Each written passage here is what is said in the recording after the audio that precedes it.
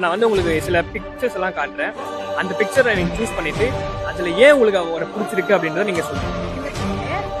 MK Stalin, Tamil Nadu CM MK Stalin. So எனக்கு இவரை ஏன் பிடிக்கும் அப்படின்னா, இப்போ ரீசெண்ட் டைம்ல பாலிடிக்ஸ் அப்படின்னு பார்க்கும்போது நமக்கு தேவையான ஒரு விஷயம் அப்படிங்கறத இவர் தான் பண்றாரு. மகளிருக்கா இருக்கட்டும், இலவச பேருந்து, அதே மாதிரி மாதந்தோறும் 1000 ரூபாய், இந்த மாதிரி பல விஷயங்களை வந்து மு க ஸ்டாலின் கொடுத்திருக்காரு.